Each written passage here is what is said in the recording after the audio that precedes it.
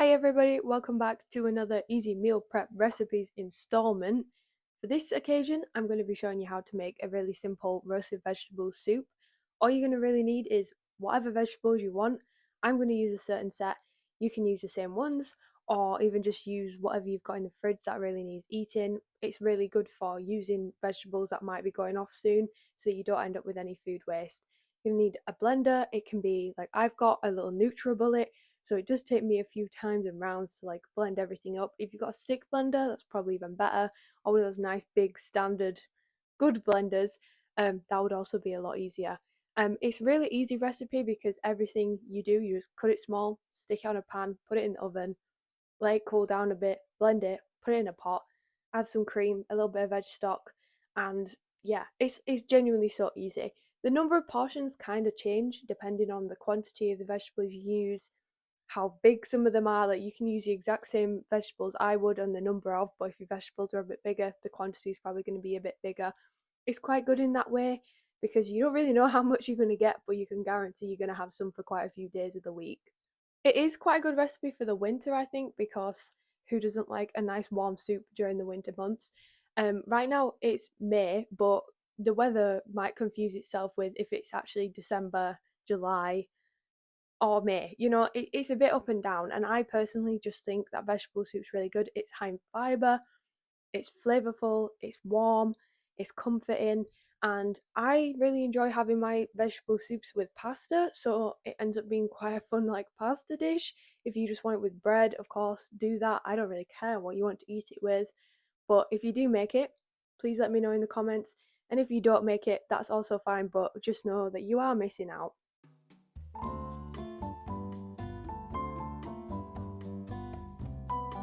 Okay, we're going to start this recipe with prepping all the vegetables. Here are my courgette, which I actually got out of the freezer because I prepped too many last time I made this. And then the next thing you're going to need is just 2 red peppers. I'm using the sweet peppers, use normal one if you want, it doesn't really matter. You're going to want to chop out all of the seeds while you're doing this, and then ideally just cut them into uniform pieces. I tried to get everything about 1 inch sizes, I guess, but it totally depends on how long you want to roast and how long you want to wait for things to cool down. We're going to put all of the vegetables we cut and prep into this blue bowl at the side, and then we're going to start with the carrot. For the carrot, it's pretty simple. You just want to chop off the ends. I'm not going to remove any of the skin, I've just given them a bit of a wash. The skin actually has a lot of the fibre in it, so it's better to keep that, I think. And then we're just going to chop these into tiny little cubes. I'm demonstrating here how I did it.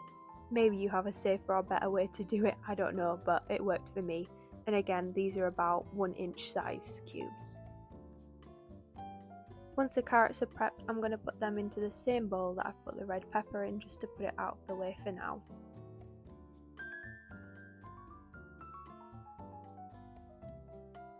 The next vegetable we're going to prep is just an onion. You can use more than one, I have in the past, I just needed to use this one up out of the cupboard, hence why it looks a little bit sad. Obviously we're just going to remove the skin, take it all off and chop this into cubes as well. Onion cooks very fast and is quite thin, so don't worry about getting this as uniform as you would with the carrot. And then this is also just going to go into that exact same bowl. The last vegetable that needs prepping is just the garlic, so obviously you're going to want to peel all of this. I ended up using about a full bulb, I guess, but I didn't exactly count. You'll see how many I used at the end, but obviously just use as many as you would like. Into an oven safe dish, I'm going to be putting some chopped tomatoes. This is kind of like a tagine, but if you don't have one of those, I think an oven safe pan or pot or whatever will work perfectly fine. And then I'm also going to add my butter beans. I've drained these obviously, so there's none of that slimy stuff. I don't think it matters what kind of white bean you use, I just grabbed butter beans because I saw them first. And then you're going to pour your bowl of vegetables out onto a pan. My courgette are separate just because they're frozen, so I know they're going to produce a lot of liquid. And then I'm going to add my first seasoning, which is just salt.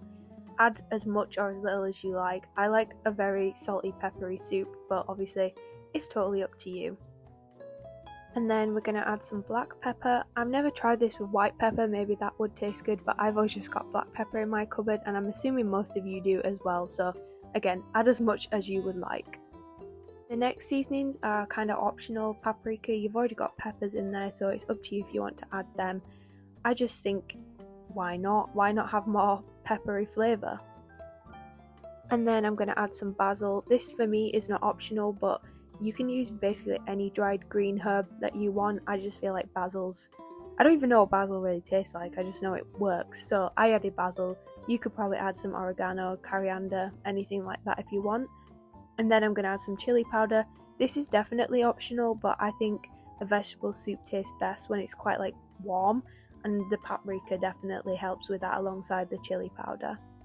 And then garlic granules. These are definitely optional depending on how much garlic you put in to roast. I absolutely love garlic, so I put it in everything, but again, if you don't have this, it's not the end of the world. And you're just going to want to put some oil on this because obviously you want the seasonings to stick while you're roasting them.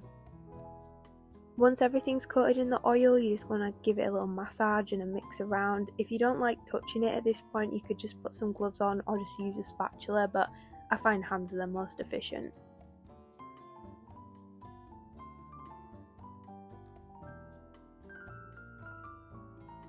I am, however, going to use a spoon when it comes to mixing the tomatoes and beans in the tagine, just because that would be a bit weird, I think, to mix it with your hands, but you do you. Into that I'm going to add some brown sugar. Honey also works, but I didn't have any honey, and I just think it's nice to sweeten up the tomatoes to try and take away some of the tartness. And then just pop all 3 trays into the oven at 180 degrees. You're going to want to have preheated this while you were doing all of the prep before, and you're just going to put this in there for about 15 minutes before we have a little check on it. After 15 minutes, this is what the vegetables are looking like. They're not quite as roasted yet. This whole process does actually take about 45 minutes. We just want to give them a little mix and a twist around in the pan just to prevent any burning or sticking. Once these are back in the oven, I'm going to prepare my vegetable stock. I usually use this vegan bouillon, but I ran out, so I'm actually going to use chicken stock today. Obviously, if you're vegetarian, don't use chicken stock, but I just ran out, so I had to use what I've got. And this is going to be the liquid for making the soup blend. After these 15 minutes are up, I'm going to check it again, so at this point it's been half an hour, and the vegetables are looking much nicer and much more roasted. After a final 15 minutes, here's what the veg are looking like, very nice and roasted. You could probably just eat them like this as a side dish, I think it would be quite nice, but obviously we're making soup today, so we're not going to do that. I am, however, going to remove the vegetables from the pans that they've been sat on. That's just because the pans retain a lot of heat and we want this to cool down. I'm also going to take the courgette out of the little puddle they've got sat in there, but don't worry, we're not going to waste any of that liquid with all the flavour and things in it. We're just going to add that actually to our vegetable bouillon mix, and then that can also help with the mixing and blending of the soup at the end.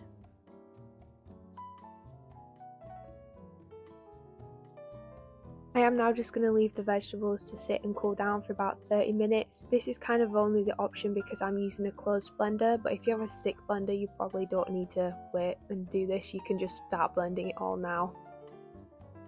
Here's the blender I'm using. It's a Magic Bullet, not a NutriBullet, my bad, and I'm choosing the biggest pot I've got. It's a 3.7 litres, but I don't think you really need that much. Into my blender I'm going to put equal parts of the roasted vegetables, the tomato and butter bean, and then also the vegetable stock. If you're using a closed blender, you want to have an equal mix of these things just because it helps it all blend nicely without overheating your blender, but also just making it a bit more smooth and amalgamated. After every session of blending, I'm just going to pour the soup mix into my big pan. I'm just going to keep topping it up as we go.